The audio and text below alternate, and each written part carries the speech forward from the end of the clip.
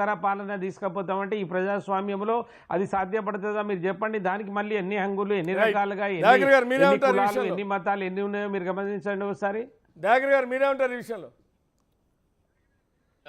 PV గారు ఉన్నారా? Party decision కూడా వచ్చింది. జమిలీకి వ్యతిరేకం కాంగ్రెస్ పార్టీ అది 4 పేజీల లెటర్ కూడా గతంలో రామ్నాథ్ కోవింద్ గారికి సమర్పించిండ్రు. మూడవది ఏంటంటే వారు చంద్రకుమార్ గారు చెప్పినట్టుగా అది కేంద్ర గుత్తాధిపత్యం వైపు పోతుందనేది ఏ విధంగా జరుగుతుంది అనేది కూడా మనం విశ్లేషించవచ్చు. ఎందుకంటే సీతారాం నాయక్ గారు కూడా ప్రొఫెసర్ గారు సామాజిక అంశాల మీద వారికి పట్టుంది కాబట్టి ఇప్పుడు సామాజిక సమీకరణాల్లో ఏకజాతి అనేది తీసుకొచ్చే ప్రయత్నంలో ఉన్నారు. అంటే ఏంది, ఈ దేశం హిందూ దేశం, హిందూ హిందూ హిందూ హిందూ. ఆర్థిక గుత్తాధిపత్యంలో అంబానీ అదానీలకే పరిమితం చేసింది.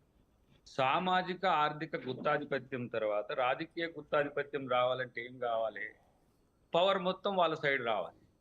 దాని కొరకు ఇప్పుడు ఈ జమిలీ ఎలక్షన్లు, ఇప్పుడు ఫర్ ఎగ్జాంపుల్ 5 సంవత్సరాల కొరకు ఎన్నికైన ఒక ప్రభుత్వం 2029 తర్వాత మైనారిటీతోనో ఇంకో రకంతోనో పడిపోయింది అనుకోండి, ఇక అక్కడ గవర్నర్ పాలనే ఉంటుంది, ఇక ఎలక్షన్ ఉండదు. మళ్ళీ 2034 మళ్ళీ జనరల్ ఎలక్షన్స్కి ఆ ప్రభుత్వం తీసుకురావాల్సిన పరిస్థితి వస్తుంది.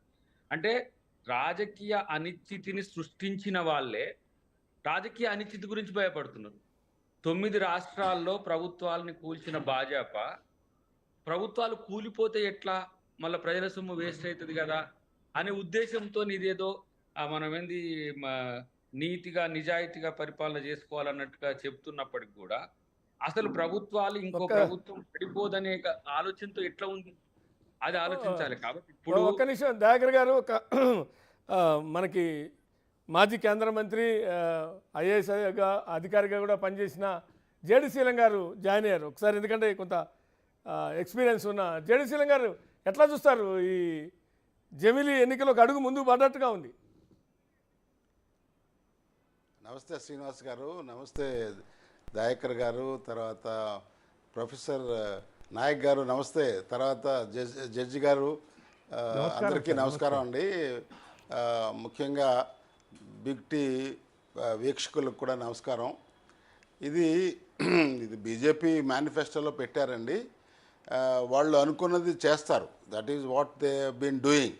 బట్ దానివల్ల చాలా ఇబ్బందులు ఉంటాయని చాలామంది కూడా చెప్పారు, మధ్యలో ఆపేశారు వారు.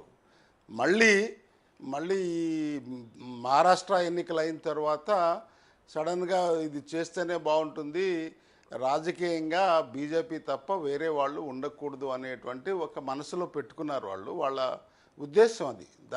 దానికి అనుగుణంగానే ఈ కదలికలు. తర్వాత ఇవన్నీ చేస్తున్నావు, చాలా డిస్కస్ చేశారు, రిపీట్ చేయదలుచుకోలేదు. నేను ఒక పాయింట్ నేను చెప్పదలుచుకున్నా.